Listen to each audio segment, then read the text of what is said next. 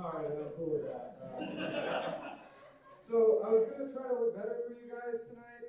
Not this, I've given up on this. I was like, I wish my facial hair came in better because there's like a gap down here and it looks like shit and my sideburns look like shit. So I was thinking about like shaving fully, but the last time I went clean shaven, a buddy of mine made me aware that I look like a lesbian Republican. So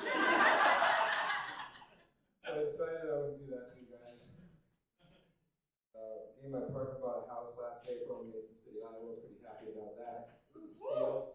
Yeah, and found out recently that we have a 3-legged dog in our neighborhood. We live over by the hospital, and I was just looking up, I think it's a 3-legged dog. And now I'm aware that he lives in the neighborhood, but the first time I saw him just walking by, he was walking towards the hospital, and I just thought, I sure hope they can help him.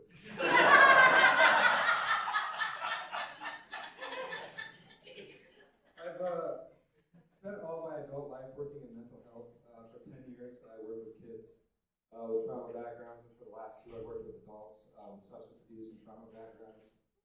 And it's crazy. So what I do every day, what I've done for the last 12 years, is I show up to work to people that are struggling really bad. And I help them find positive coping skills. I help them get integrated into the community, help them find a sense of community and belonging, to try to help guide them down the right path. And then I go home from work and I apply none of it to myself.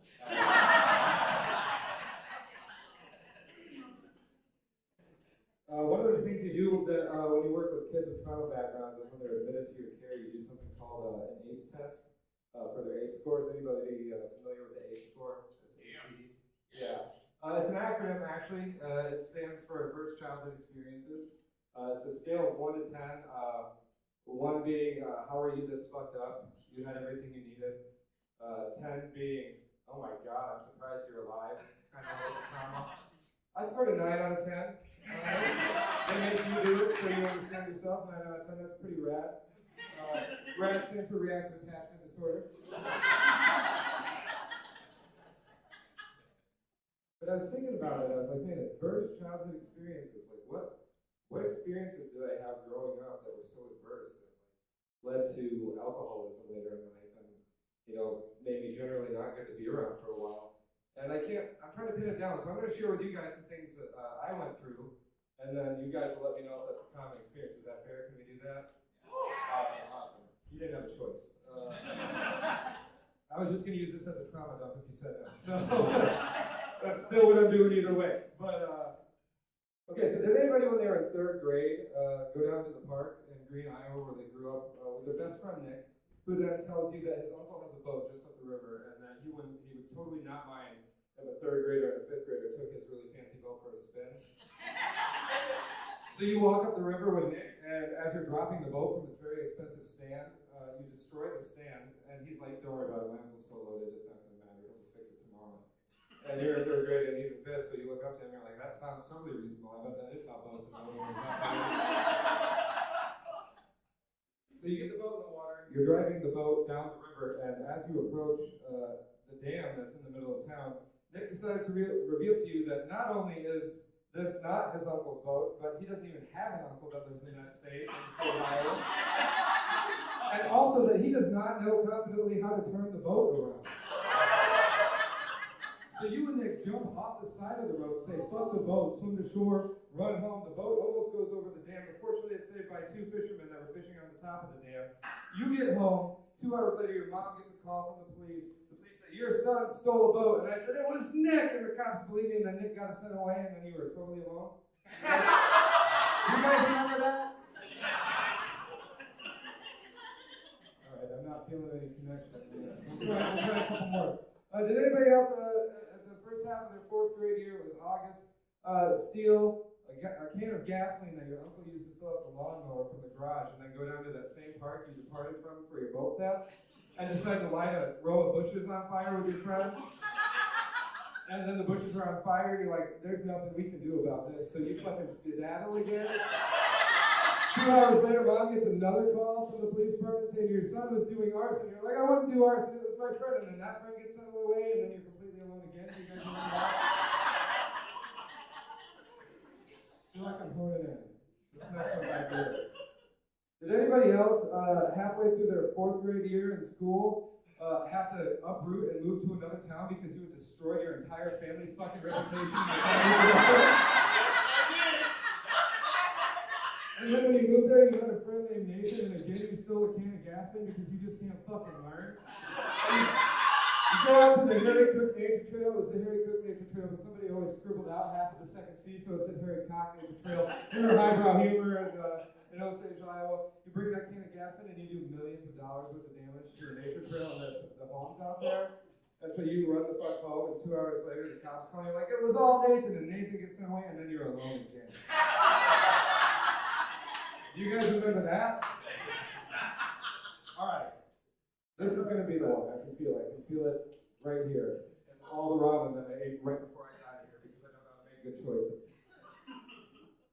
Did anybody else get bullied so bad for being gay in 8th grade that in 9th grade you blew your best friend just to find out, and then it turns out you weren't, so you sucked the whole dick for no reason? Anybody do that? So maybe I did earn that 9 on that test. So what's up, brother? You guys been crying lately or what?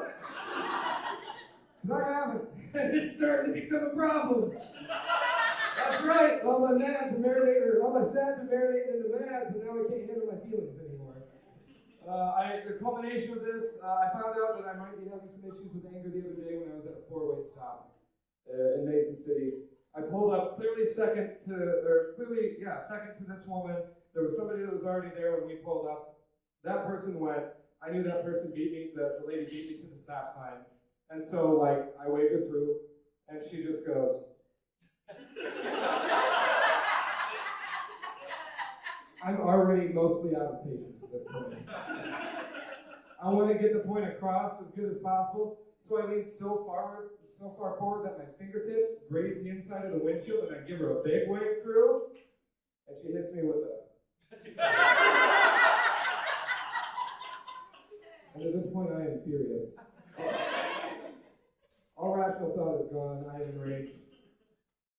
And I do the only thing that I can think to let her know that I'm not fucking going anywhere, and I just settle in. And now we've reached a stalemate. Because she's not going, I'm not fucking going, until a car pulls up behind me, and now I'm in a position where I have to make a choice to break the rules that we've set as a society, break all order, and go because I will not inconvenience the person behind me just because this bitch won't follow the rules. So this time I start to go, and as I start to go, she fucking starts to go, to the point where our cars almost kiss right in the middle of the intersection. And at this point, I am blowing a fucking gasket. I go to roll down my window to go, God! But I roll down the back one so I don't get it out in time. And I'm just stuck with this building inside of me. I am fucking lost to it, man. I'm lost to myself. I am so mad that on my way home, I'm driving by a tennis court. There's 2 friends casually playing tennis. I see them, and out loud, without a conscious thought, I just go, gay! What the fuck is that?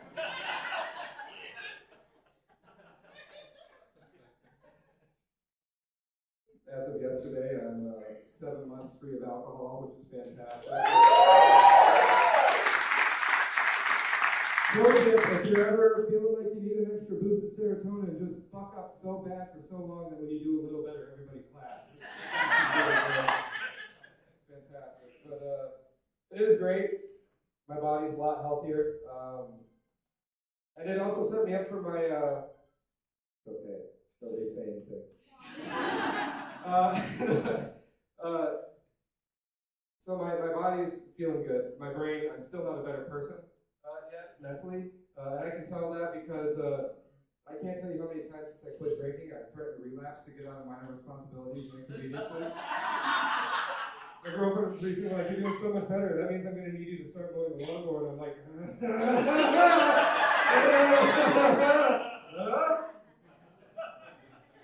Somebody was like, dude, you relapsing would be a serious event. And I was like, yeah, that's why it's an effective threat. But there were some complications when I first quit. My body physically was having some trouble. Basically, I was constipated for the first 3 months after I quit drinking. And I don't have a primary care physician because I remember Dare telling me to stay away from PCP. You didn't have to laugh, but you did, and I appreciate it. So I decided I was just going to do some inner work. figure out why I was constipated, why I feel I'm constipated. So after doing a lot of thinking, I came to the conclusion that it's because my body had learned to only shit when there had been alcohol poured into it excessively for 8 out of 7 days every week. And now the component that used to drive that whole system is missing. And that's hilarious to me because I'm just imagining it as 3 turds on a street corner in my bowels. One of them just like, dude, where the fuck is that? We called him 3 months ago. One of the other one's like, I don't know, man, but how the fuck are we gonna get where we're going? And the last one's like, well, we're not fucking walking, that's for sure. Brody also led me to the second greatest prank I've ever pulled, which was last Saturday. I had a show, and my girlfriend was there with me, and I quietly got up from the table, went to the bar, and for the first time since I had quit drinking, I ordered an NA beer. I went back to the table, didn't say a word to her, no warning, no heads up, and just started slamming it. And she rolled over and immediately panicked. She was like, oh my god, he just quietly decided to fucking relapse without a word. Like, she's almost impressed. I had the absolute audacity of maneuver. And then I explained that it was an NA beer and we had a good laugh.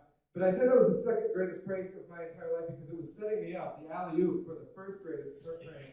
When I quietly switched back to regular alcohol, destroyed both of my lives together.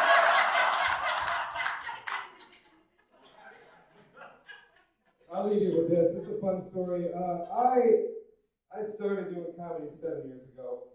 But I think the seeds were planted a lot longer ago than that. I think they were planted in kindergarten by my great-grandma. She was an amazing lady. Her name was Jean. She's the lady that always made sure I never forgot to shower, because every time I see her, I'd say, hi, Jean. Yeah, not bad, right? What a dog shit joke. She dies later in this joke, and I just did that.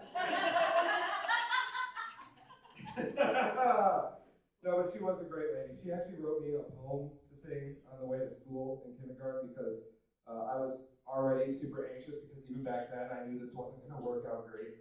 And she wrote me this poem called A Smile Makes Us Happy, and we'd sing it every day on the way to school and go in with a little bit more confidence. And one of the things that me and Grandma Jean used to love to do together was we'd read the jokes off Laffy Taffy wrappers to each other for a good kick in the morning and when she'd pick me up. And I always loved that tradition. And one day I was sitting at her house mindlessly playing with blocks and army men, and I came up with the perfect Laffy Taffy wrapper joke. And it was this. It was, what do ducks use to figure out hard math problems? And the answer was obviously calculators. Not a great joke by any means, but I told that to my great-grandma, and she said, my grandson is a fucking genius. I'm calling Laffy Taffy right now.